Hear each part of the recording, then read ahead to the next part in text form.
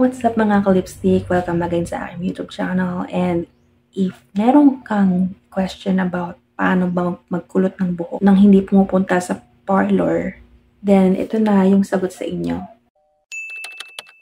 Hello mga ka-lipstick! Welcome again sa aking YouTube channel. And again, ito na naman tayo sa panibagong videos natin. As of now, I'm going to share with you kung paano ko inaayos ang aking hair by using other products. Aayusin natin siya nang hindi kayo napunta sa parlor. If basa yung inyong buhok, you can use this. Ilalagay ko lang din yung mga links ng mga gagamitin ko below sa video na to. So, ito is for blower. Tagal na rin to sa akin. So, ito yung ginagamit ko kapag basa yung aking hair at nagmamadali akong mag-ayos. Since hindi naman basa yung aking hair, hindi na ako gagamit ng blower. I bought this product sa TikTok shop. Meron din ito sa Shopee. So, I will indicate the links below. Pero siyang manual. Pero, syempre, hindi tayo nagbabasa nito.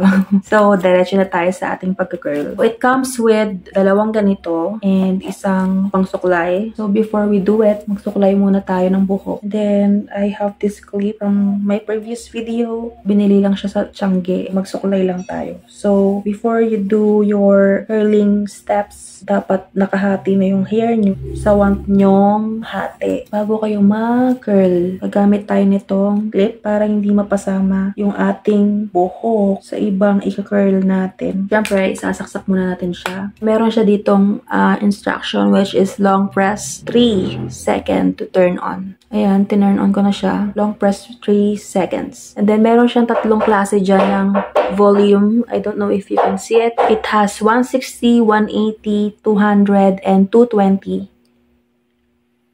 So, meron din siyang direction dito, which is if gusto nyo ng right na direction sa inyong pag-curl. For me, since I'm going to use this sa aking right portion, gagamitin ko si left. And then, iipit ko siya dyan. Pero, papataasin ko muna siya sa 200. Gagamitin ko tong button na to, which is Celsius, para tumaas. Ipit ko siya ganyan. And then, make sure na nakapindot na kayo.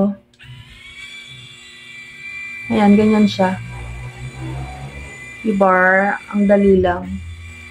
So, pag nakaganyan na siya, i-hold nyo lang siya ng mga 10 seconds. So, ako kasi pinapatagal ko siya. Wala na akong nilagay na heat protection sa aking hair kasi dagdag gastos, pero same lang naman din ang effect. So, patagalin lang natin siya. Pag ito, hinawakan mo tong part na to, hindi ka mapapasok. Pero pag nandito ka sa loob, doon siya mainit. So, ayan na. There you go. So, next part natin, galin natin tong part na to. Again, right portion. Medyo matrabaho nga lang.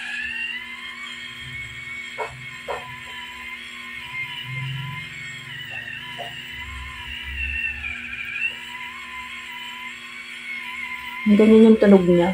Meron pa bang buhok? Yan, lahat na sumama. Okay, stop. So, again, 10 seconds ulit. Oh, golden brown. Yung aking color ng hair. Kung tatanungin nyo. Kung hindi, okay lang din. Okay, so, let me check. Medyo mainit siya. Meanwhile, yung iba, sinusuklayan nila talaga. Pero ako, mas prefer ko na hindi. Kasi feeling ko, mas magtatagal siya. Kung may pupuntahan kayo at matagal yung pupuntahan nyo or gusto nyo mas tumagal yung inyong pagkakulot, gumamit kayo nitong product na to. Siyempre, since nasa bahay lang ako, hindi ko na siya gagamitin. So, ayan yung aking kulot-kulotan. So, if you have any more questions, kung meron kayong mga gustong ipa-review sa akin, just let me know. And sana nakatulong sa inyong ating curler tip. Like and share this video. And don't forget to subscribe. Bye for now. See you in my next vlog.